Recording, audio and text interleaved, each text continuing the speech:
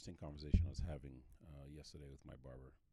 We were talking about jogging, and I was telling him how I just started jogging. I don't go fast, I don't go slow, just go for a jog, and it's actually a short jog. It's about 2 miles, very slow pace. Just keep a certain tempo. And the reason I was telling him that I started doing this jogging was because I realized at some point that it's possible that I could lose the ability to jog. It doesn't seem like a big deal, or it doesn't seem like a real thing if you're jogging on a regular basis, but it's this idea that it's this use it or lose it concept, right? If you don't make use of something, eventually it just atrophies. There was a time a couple of years back when I'd put on so much weight I wasn't able to jog at all. If I did, it'd be my knees were hurting, I was running out of air, it was just my throat hurt, something, just my body, something that was just my ankle, something that was just keeping me from wanting to jog. You know what I mean? Maybe I could get 10 steps in, but I just want to stop after that. Now, I'm not exactly running at a fast pace right now, but the idea is that I just keep at it. And one of the analogies that came up in our conversation was this idea of the domino chips. I don't know if you've seen this clip. You could probably find it online anywhere. And it's just basically a small domino knocking over a larger domino, and the larger domino knocking even larger. And then in sequence, basically, the dominoes just keep getting bigger and bigger. What's fascinating about that clip is that you really start to see the effect, the compounding effect of something, and the impact that something small has on something else. And you also really understand how difficult it is to reverse something after a certain point. Like when a small domino is falling over, you can still pick it up, and you can still pick it up when it hits the second domino, which is a little bigger. You could probably still catch those and with your fingers and intercept the fall, or even just kind of reverse what happened. But the compounding effect of each domino hitting a larger domino and subsequently hitting a larger one after that, there reaches a certain point where the domino gets really big. It gets too big, in fact, for you to pick it up. It gets too big for you to get in the way. The momentum that's being caused by the falling of the previous domino is now what you're really at the mercy of at this point. And even that previous domino can get to a point where it's too big for you to stop. And that's really analogous. That's really, let's see if I get this word out. Analogous? No.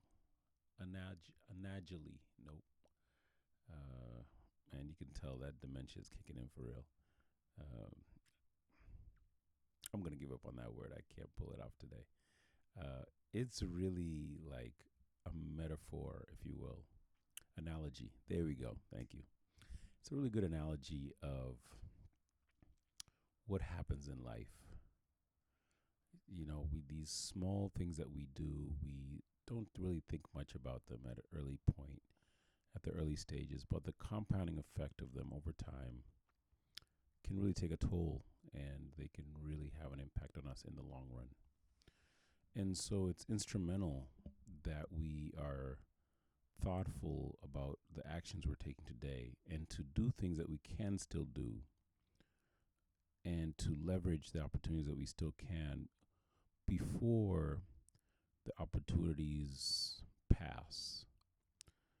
And once they pass, sometimes they don't come back around again. This is very real in a lot of aspects of life, where often we don't even realize that the last ship has sailed. That's kind of how I like to think about it. Like in life, sometimes there are many ships at the dock, and it's kind of your choice. Do I get on a ship now? Do I get on a ship later? But eventually, those opportunities all sail. And you only realize that they've sailed when you get to the dock and there's no more ships to get on. Now, you could try to swim for the last ship and try to catch it, but you might drown. But there is stages and things that happen where something becomes irreversible. So back to what I was talking about, jogging. I think it's important to always stay physically active because you don't know when you might not be able to be active anymore. It's important to go for a jog because you never know what a situation might arise where your body just can't do it. Now, if you're probably a teenager, you're like, "What the heck am I talking about?" It's probably going over your head. You can get outside and run anytime unless you're dealing with some kind of chronic illness or obesity. But generally, it's just this idea that you should seize the moments that are present to you. So, with that said, I guess some of the things that I've been trying to do outside of just jogging is creating things that I still can create, making things that I can still do. And I thought it would be a good idea to create like a platform just for people who want to gather and network and chat and kind of have a community and kind of just to support each other. And the way I wanted to do it was based on people's cultural backgrounds. So if you get a chance, check out this website that I'm building. It's called Zifrika, ZFRIKA.com. And the idea is that it just gives you a space where you could maybe find people that are like-minded. But specifically, it's catering to the African community, the African diaspora community.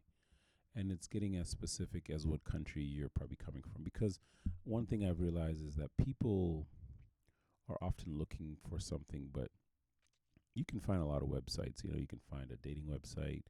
You can find things that are being sold. You can find businesses. But one of the things that I often don't see on these platforms is platforms that are recognizing your cultural identity first, so that they're catering to you. It's more customized to who you are. I think for example, the dating platforms are interesting because, you can go on there and you can probably see somebody that you'd be interested in. Yeah. But sometimes the questions that you're going to ask each other, or even as you get to know each other, you realize that there's some aspects to your identity that there's still a big gap. So you'd want to start off sometimes in spaces where maybe you have a better connection. Maybe you want to support businesses that are very similar to your culture, you identify with, because each of us have uncles and aunts, parents, cousins who have businesses, who are trying to make a living. And how do we support them? How do we get to them? How do we get close to them and encourage them? And the other final idea is really, how do we keep the money circulating in your community? How do you keep the money circulating? What are you doing to keep the money circulating in your community? How many times does the money in your community hit a couple laps? Does it just leave, or does it at least make a round? Does it get through to other people? Is the first dollar that you spend, is it going to somebody that is of a similar culture? Because most likely when somebody ends up in financial trouble, they're probably going to come to you. They're probably going to, they're going to ask you for help. But you could have helped them prior to that time. You could have supported their business. You could have ate at their restaurant. You could have bought one of their products, There's definitely times when you do have to go outside, but because maybe there's nobody serving your community in this way. But I think for the most part, there's a lot of things that people are able to serve you with. Medical, you could definitely find doctors in your community, but we need to know who those doctors are and how to locate them. So this is kind of where I was creating this platform. People can just join, post whatever services or businesses they have, whatever information they know, and help feed the network so that other people can leverage that information and we could support each other's businesses and we can keep money circulating within the community. So if you find that interesting, check out zifrika.com, ZFRIKA.com. If you think my idea sounds a little good or bad, whatever your thoughts on it, feel free to leave a comment. If you like the concept, share the video with somebody. Maybe like the video.